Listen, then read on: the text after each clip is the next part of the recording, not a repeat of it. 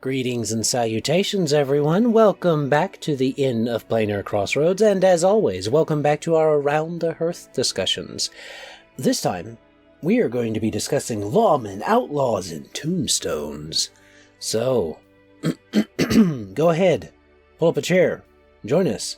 We are going to be discussing that, but first, we need to do our normal introductions and announcements because some of you might be new. So, I will start as usual, and since Dan is skipping out on us, he has to go next. And then Squirrel. Scratch from the Squirrel Plays will go after that. So, I am Adam L. Spain with the Inn of Planar Crossroads and the Gentle Voice Ministries. Technically, it's the Gentle Voice TV on YouTube and Rumble. But that's because I had to put the TV on there because the Gentle Voice thing was already taken as far as a tag. But that's what my stuff is. You can, of course, stay here if you want some tabletop, as well as just general storytelling, fun stuff, and playing games and talking about it. If you would like more Christian-focused content, I'm still trying to get more of that consistently out. We will be, Lord willing, having one a month for sure, but I'm trying to get up to 2 a month. That's the goal. So, we'll see. But, that's what I have going on. Let me see. It's still June, July. So next month we're going to be having a guest we haven't had before in our chat. So you can stick around for that. And the month after that, I'm going to be working...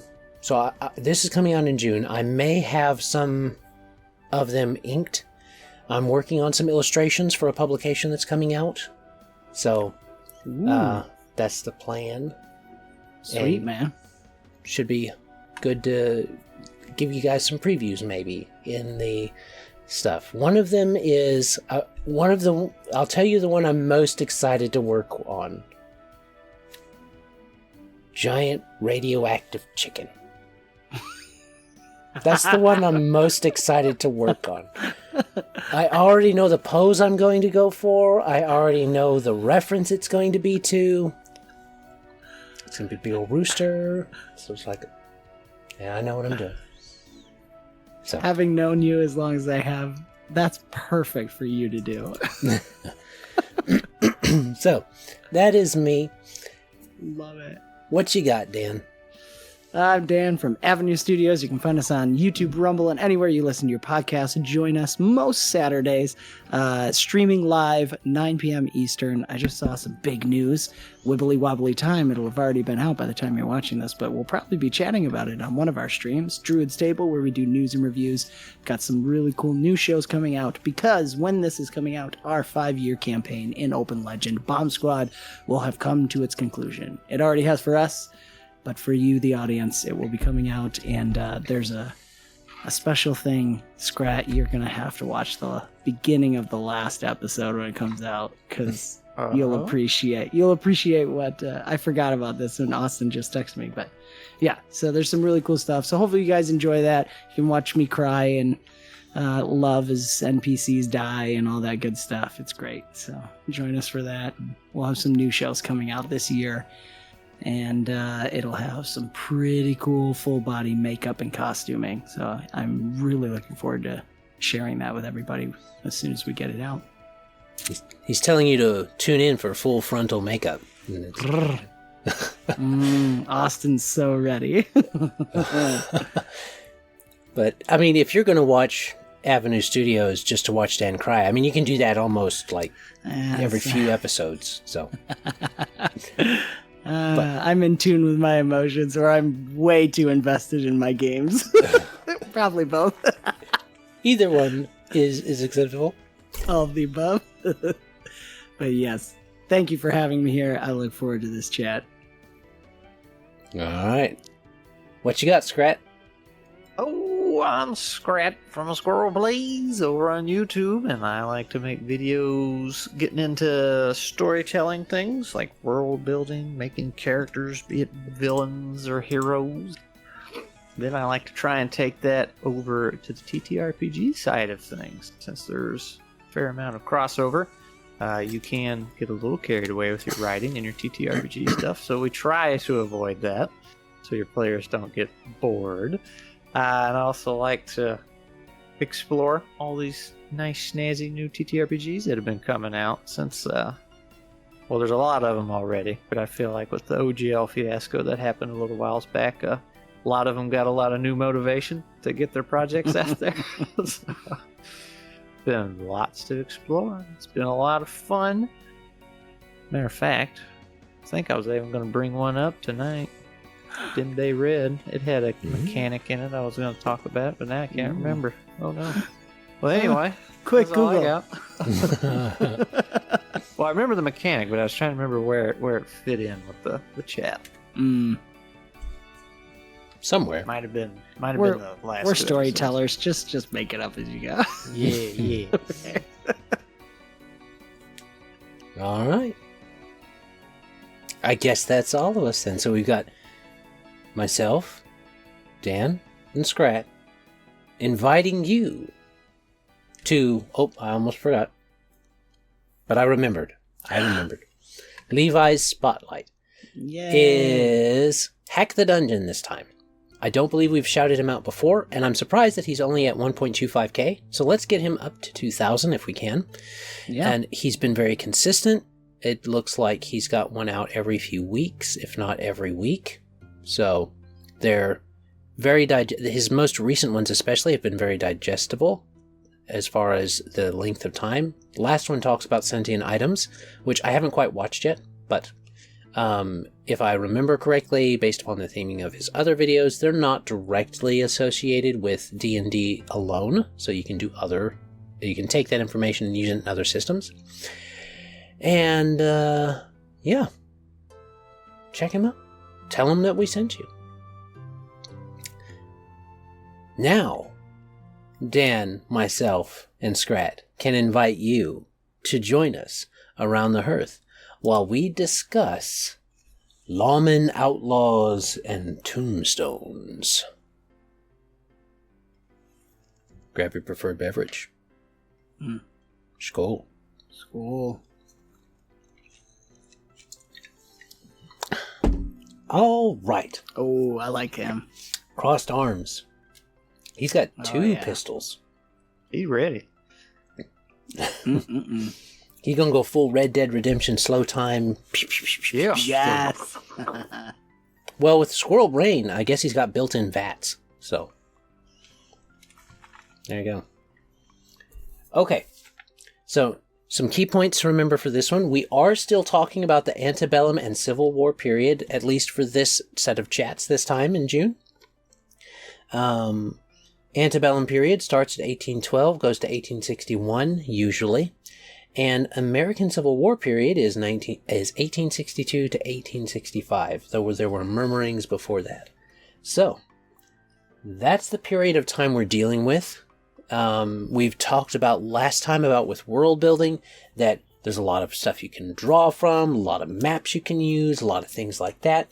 You can pull from historical figures and inventions, taking inventions to other strange places, and all this type of stuff, including steampunk and things along that line.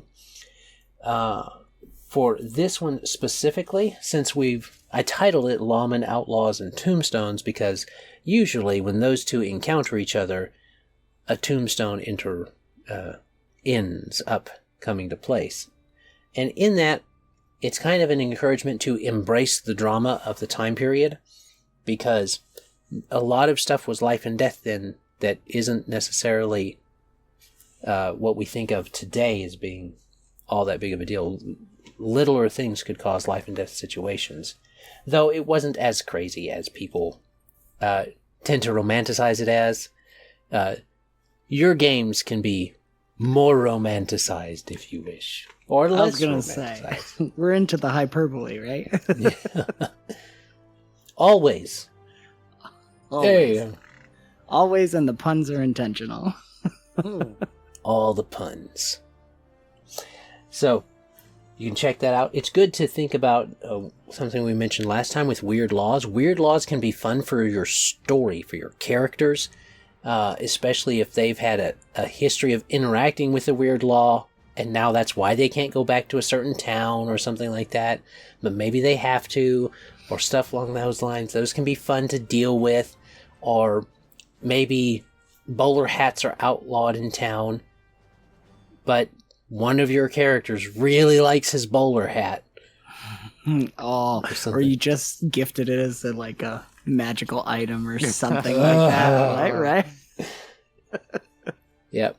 Well, see, you can do some fun things like that, and you give them the item, but when you give them the item, you're not making them go to the town that has the thing. You just letting them roam around because it's wild. It's an open, very wide place to wander about in. If they choose to go to the one that has bowler hats outlawed, that's not really your fault as the GM. So weird laws can be fun. There's kind of a third faction in between the lawmen and outlaws, and that's bounty hunters. So bounty hunters and manhunters can be a nice secondary or third or fourth faction to throw in, which is something we didn't mention last time. You can have gangs and factions in there that are very prominent. And then another thing is, going back to the laws portion, is that judges in that time period, a judge actually judged. They didn't just refer back to a bunch of cases that they already knew about. They actually made judgment calls, especially the further into the frontier they were. And so did lawmen in some instances. So you're still looking at this as they're called a judge to judge things, to put that down there. That's a really interesting point. And now I'm nerding out about it, like the case law and how America currently does law, if you will. Yeah, where did that start? Because there wouldn't have been enough history for that type of... That's a really interesting point to add to world building. It opens up a lot of possibilities. Well, you had a lot of different situations coming up in the time period. And your players can get involved in those problematic situations with whether they're the bounty hunters, or they're the lawmen, or they're the outlaws. Right. All of those things can come into conflict with even normal laws, not just weird ones. And you can, because we would still be based in British common law. I'm starting to nerd out about this. That's a really interesting point, though. Yeah, so you can play around with that. And the judge's ruling was the judge's ruling type of situation. Yeah. And there was Oh, sorry, go ahead. There was a movie. It had... Who's the guy that played Point Blank? What was it? Hold on. Now that you said it, I can't think of it. Well, he was in a Western, actually. Christian Cook, Boris MacGyver. No. Keenan Wynn. It's not Point Blank. It's not Point Blank from 2019. Oh, 2011. 2010? Maybe. Anyway, in it, there was a guy who... It was a Western. I don't guess that's the name of it. And he was a normal farmer, I guess, is what it was, until he got pushed too far by one of his neighbors, and who was a cattle rancher and kind of wanted his stuff.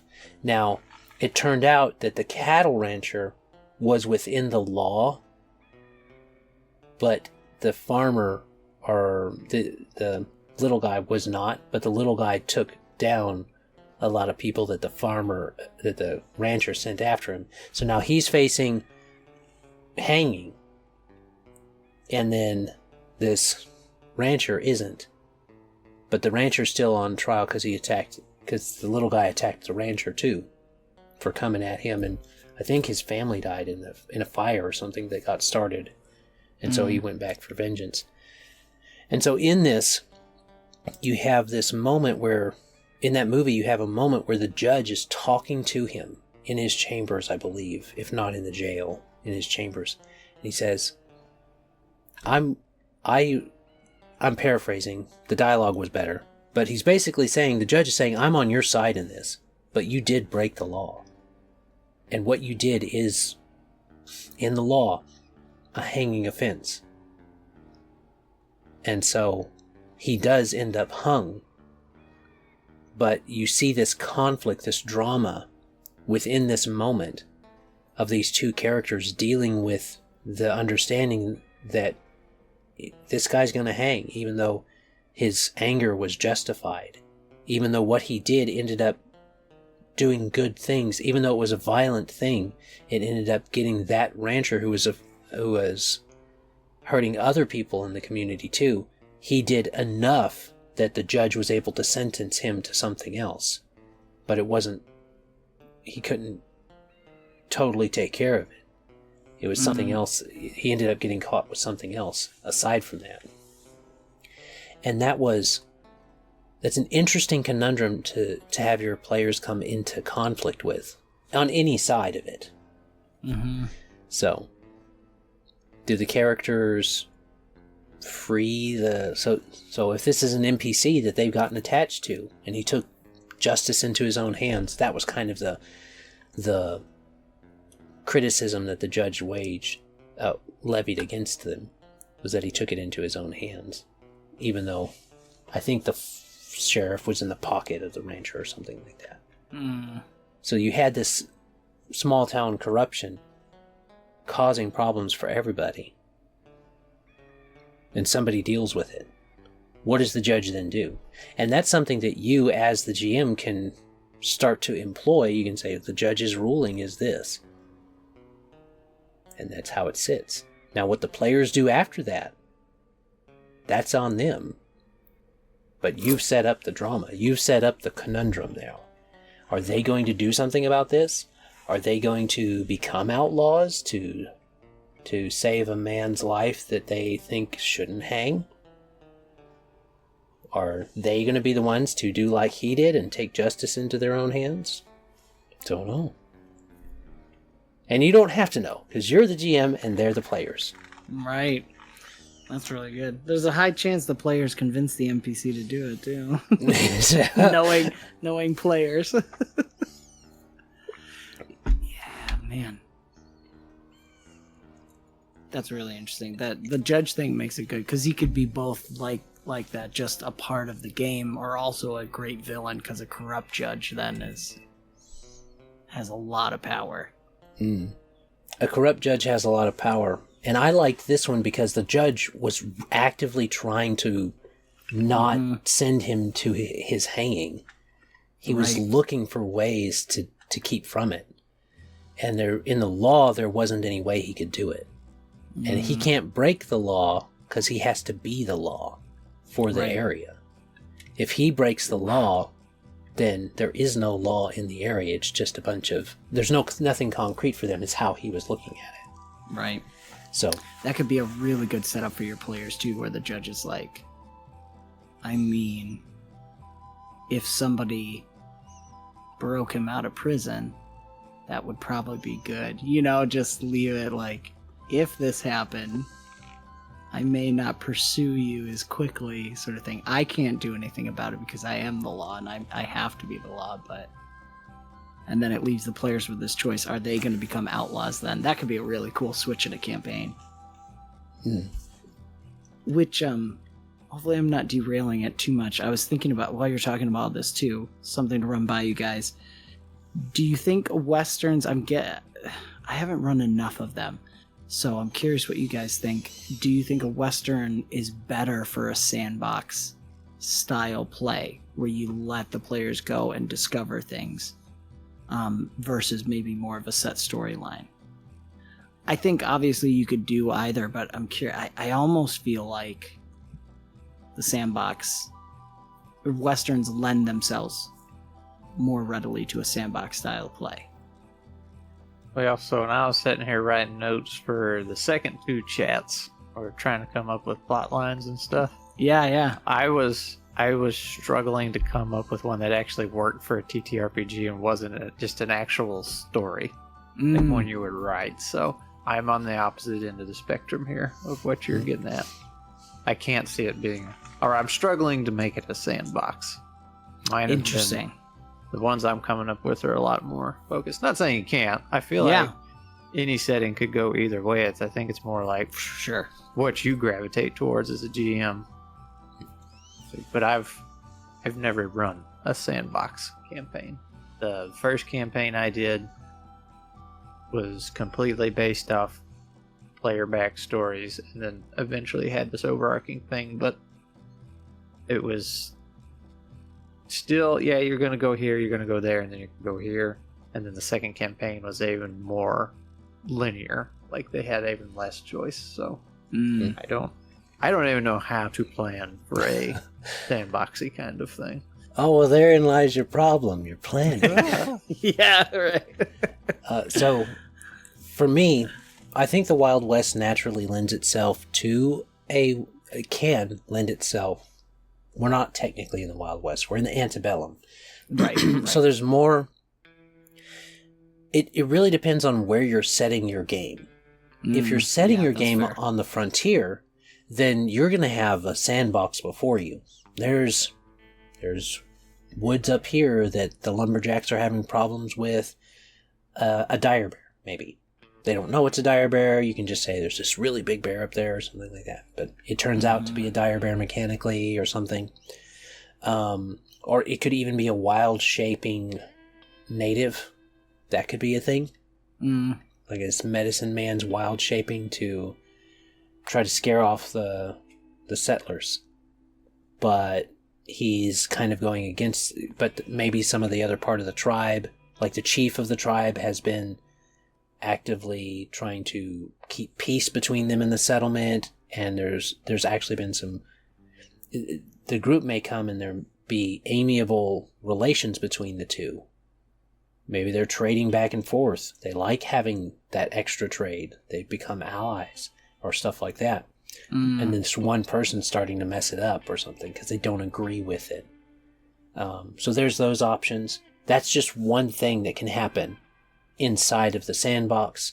And you can have those, you can have set storylines within a sandbox. It's just which ones your players pick that's going to make the difference. And I think that's where you marry what's happening with Scrat with what you're sensing about the West in general, this period of time in general. Right. Yeah, that's a really good point on the setting, because especially in the time period we're looking at, something in the North where you might have more steampunk, it would be easy to structure more of an overarching storyline. As Scrat said too, you can do both.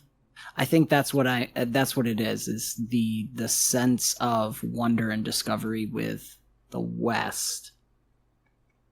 I naturally want to go for the sandbox so that the players have a meta aspect of everything's being a new discovery and that things are new and unknown. But you could also easily do a Magnificent Seven. I always want to say Seven Samurai because it was the original. Yeah, it's the better one. It is the better one. But Magnificent Seven style, you could run something like that too.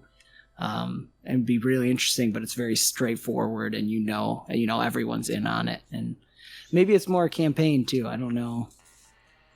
Although a lot of sandbox, I think, can end up having an overarching story that develops, depending on how the players get invested in it. But that's a really good point on the location. That can determine a lot. I've definitely noticed when offering sandbox type of situations to people that it's not so much that they want a sandbox, it's just they want some options to pick, and then everything starts building off of that. You may start a sandbox with a sandbox, but it doesn't often end in a sandbox, is how my personal experience with it. If you've had 10, 20 years... like story.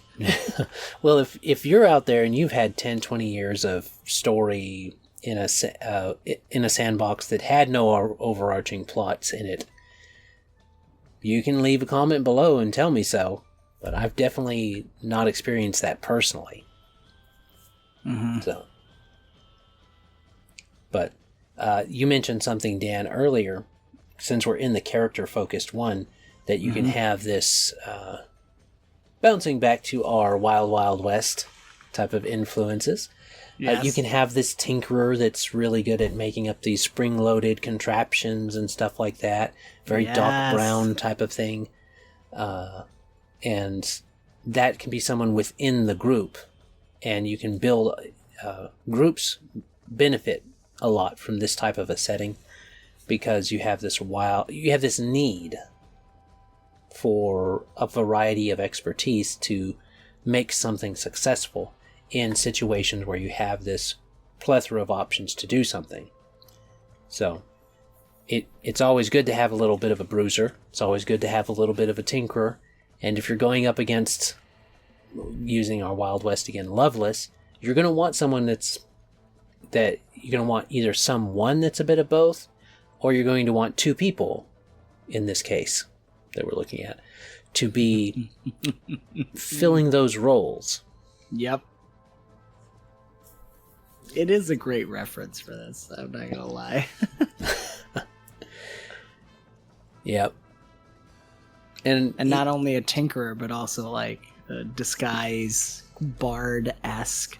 Especially if you're looking at 5th edition or something like that. What edition? What? I mean, D&D 24, 6th edition. Ugh.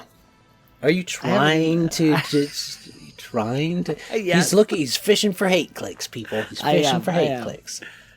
Fight me. I don't actually know what they're calling it. But, I mean, honestly, we had talked about a little off camera, is I don't know how easily you could do a Western with 5th edition. I'd actually be interested if people have done that before. Comment below if you've done something like that before. I talked about Savage Worlds and Pathfinder 2nd edition, I think, really lend themselves well to it. Mm-hmm. Getting a nitty-gritty in there, but also having some nice options within the system. Obviously, Savage Worlds has its own Western setting as well to choose from, which is pretty cool. Mm-hmm. And I think that depending on how deep of a story you're wanting to do, if you're wanting something that's going to last a long time, 2nd edition, PF 2nd edition, excuse me, is good. Mm-hmm. Then there's also the Savage Worlds. I'm not sure about Cobalt Press's Valorant. It's supposed to be system agnostic. I mean, setting agnostic, I should say. Oh, gotcha. Yep. So that might be an option. You said? Yeah, I think that's what it is. Okay. It is supposed to be setting agnostic, but if you're going to play just like a one shot or even a little bit of a sum shot, some of the simpler systems might work better if you're wanting to just fool around with this type of a time period and setting, like Index Card RPG or Easy D6. Those are both fine. Sagas can do this pretty easily because it's very, very generic. So you have a lot of options to just try it out. I wouldn't necessarily use them for long term because you're going to want certain amounts of specificity eventually. Open Legend can do pretty much anything you want it to, especially if you do something fun with, let's say, ammunition, where you can find certain bullets for this enchanted gun or something like that, like doing a Hell Rider type of thing. I was thinking of a Western style Borderlands. I don't know if you know that game, but all the different gun combinations you can do. I've seen the game. Scrat's not fond of the story, I don't think, if I remember correctly. It's not a story, it's the dialogue that kills me. It's pretty bad. So I'm going to run a Borderlands dialogue-based game in 5th edition just for Scrat. Oh, no. What else can we add? And halfway through, he'll shift it to D&D 24. Yes, yeah. Everyone's got to rebuild their character. But it's only slightly different. Just enough to annoy you. Yeah. I was thinking about too stuff like Open Legend would be heroic too. I wonder if something like Savage Worlds and Pathfinder would lend themselves better to a more gritty feel, generally speaking. I think you can do gritty with Open Legend, but Pathfinder having its more strict, and Pathfinder's such a tight system where plus or minus 1 or 2 can make the difference. Can make a lot of that feel. And then Savage Worlds with the exploding dice, but you're just rolling the little dice. There can be a lot of swing in there where things can get deadly fast. I think adds a little more to gritty, depending on how you want to. But it adds a bit more to luck for sure. Right. Yes, that's a good way to put it.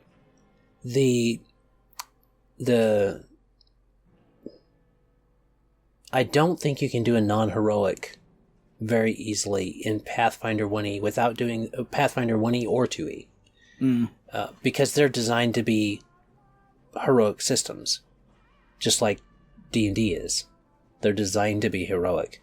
So you can do it, but you have to take the same considerations for each of those systems, which is keep the levels low and avoid extraordinary things, make those things special. Mm-hmm. We've talked about this when doing the games where you're wanting to have less of a fantastical feel and more down-to-earth feel. Mm-hmm. You have to do something about that magic or that special stuff that makes it less common. And that's a consideration for all heroic systems. You're going to have to do that. Mm-hmm.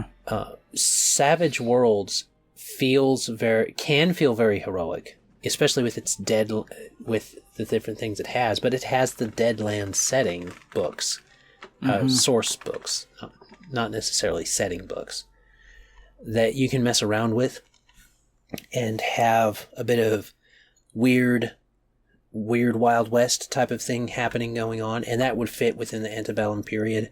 If you want it to, you can shift it backwards some. And it's less work. It's less restrictive in what you can allow and disallow, but you're still going to have to do some of that. And I think that's just kind of par for the course. Unless you're going to go into something more along the simulation route, which means more rules, and we don't usually play these games for historic simulation. We play them for the stories or the fun or roll big number type of thing. Yeah. So, I think you're just going to bump into that no matter what you play. Right. So I was trying to check. We did on our channel a couple years ago. We played Lock, Stock, and Barrel. I don't know if it's around anymore. It was a couple college kids that developed it, and it was really fun. I highly recommend the show we did because the story was great, and Ryan's character I fell in love with. Man, I was going to recommend them, but I'm trying to look it up. I don't know if they're around anymore. That's a bummer because that was Western based too. D6 system. Yep. I remember watching it. It was all right? Yeah. It was all right? It was all right. Good ending. I like the ending. Yeah. Well, good ending by drama standards. Yes, yeah. I think pretty solid Western ending standards, too. I guess that's fair, too. And this will be... We're right around final thoughts time. Right. So...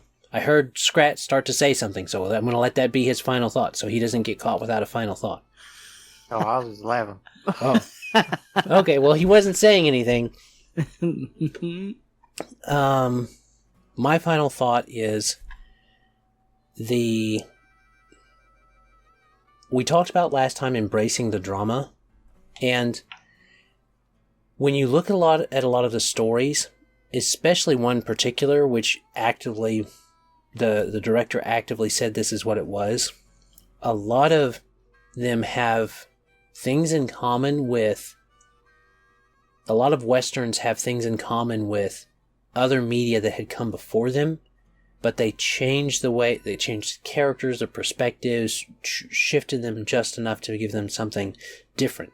And Once Upon a Time in the West is, in my opinion, one of the best Westerns. Because it feels like a Western, but it doesn't just feel like a Western that's trying to do Western things because they're Western. It feels like and you can set this type of a story backwards into the antebellum period or the Civil War period pretty easily, because there was still a war before the antebellum period. The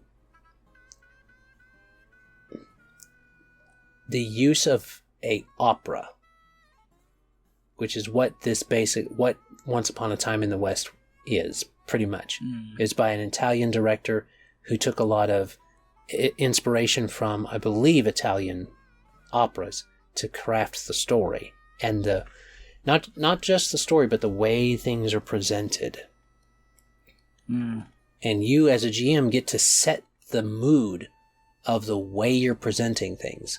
Don't be afraid to set the mood in this and make it feel like something is dramatic, to draw attention to it. Because unless you're playing a mystery where they're having to look for clues directly and they're being very, very attentive, you're not worrying about spoiling anything.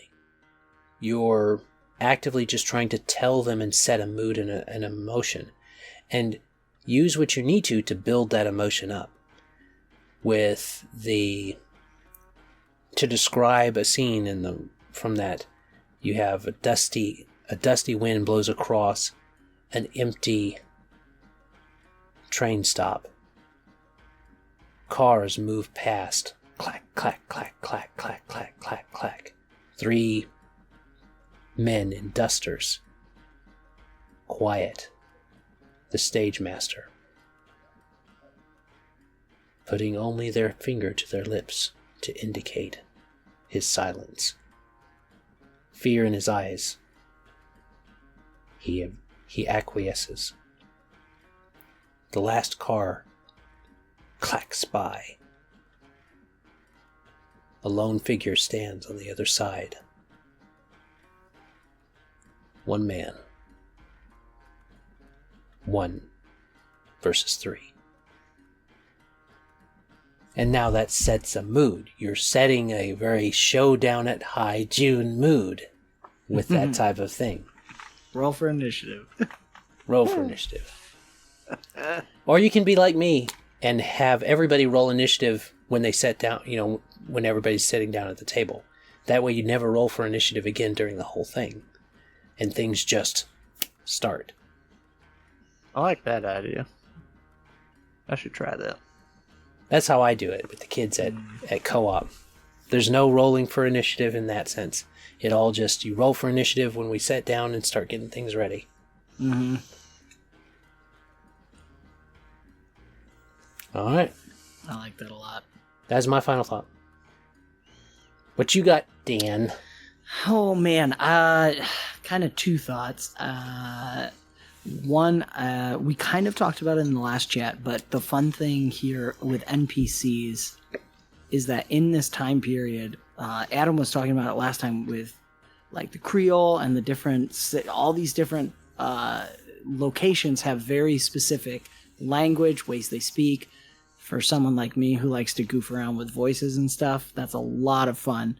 But it also can easily distinguish your NPCs. I'm thinking about, too, the Lock, Stock, and Barrel episode I played.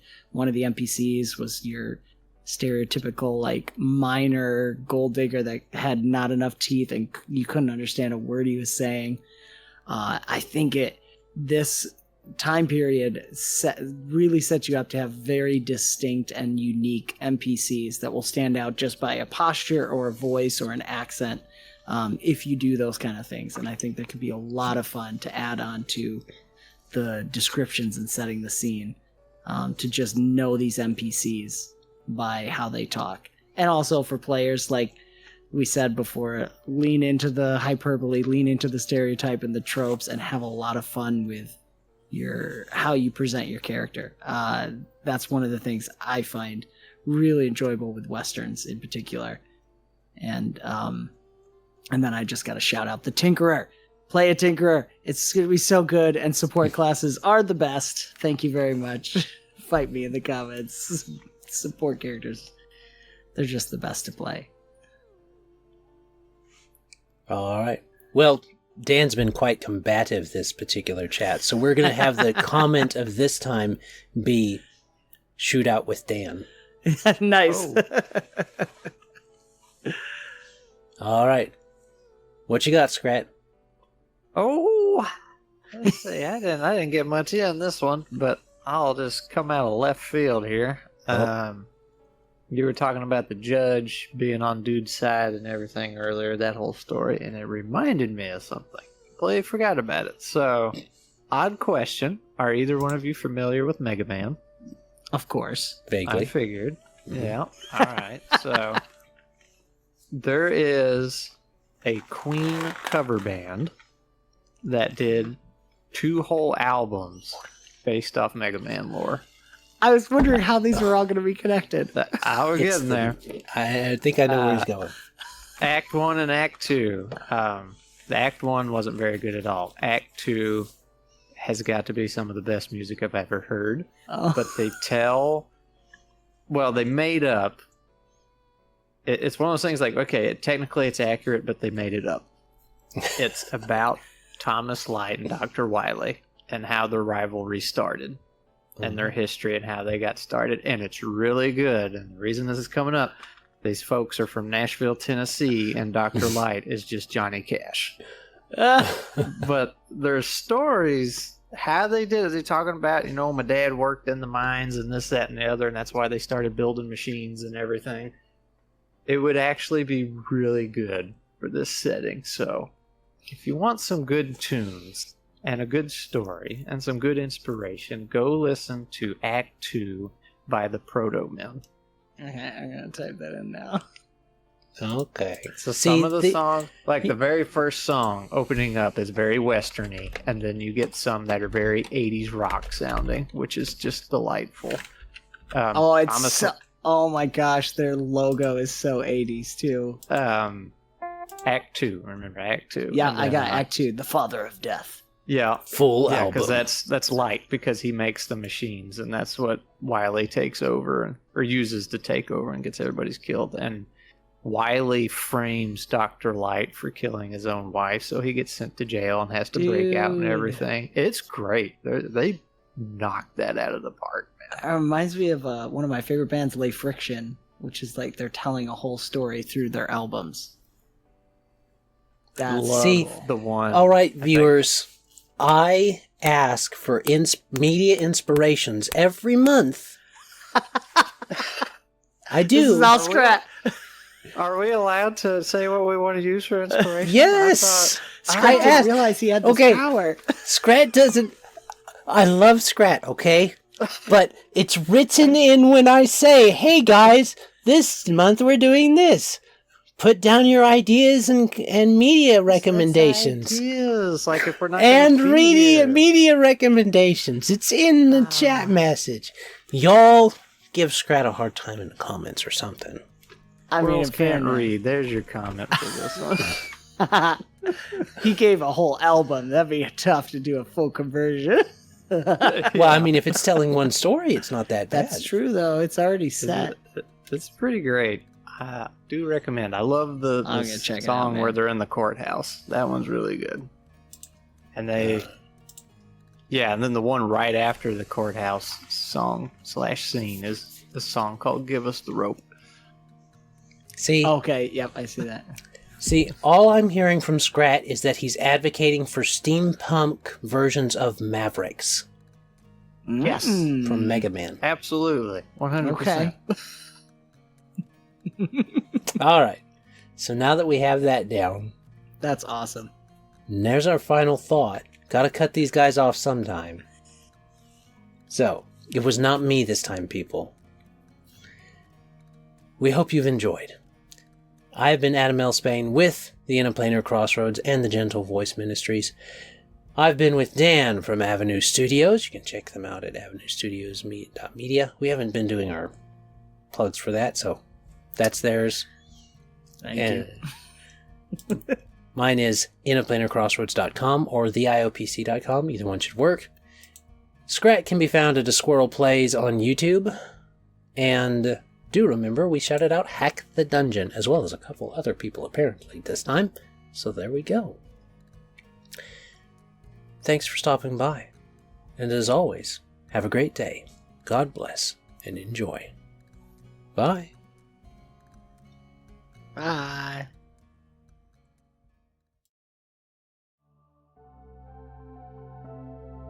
This content was made possible by travelers and viewers like you. Thank you.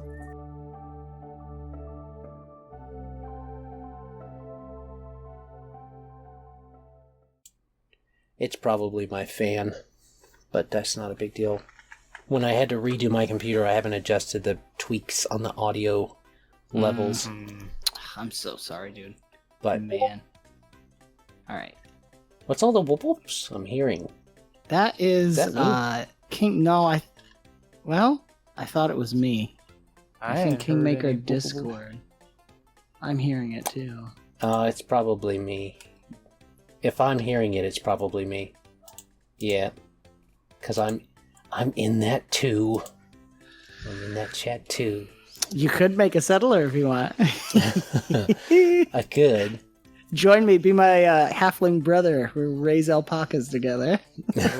Well, I do have a halfling who's named Ader, who is a wizard who got powerful, got semi-powerful, kind of mid-level, and then just decided to retire. Like, this is a lot of trouble. I'm risking my life a lot. Fair enough. And my best buddy that I escaped with from the Drow torturers, he can do the adventuring stuff because he kind of has this kind of death thing anyway. He can do that. I'm gonna stay and watch the bank, and then he eventually becomes the banker. That's awesome, man. So. Well, there's lots of investments to make out here. That's what he thought. All right.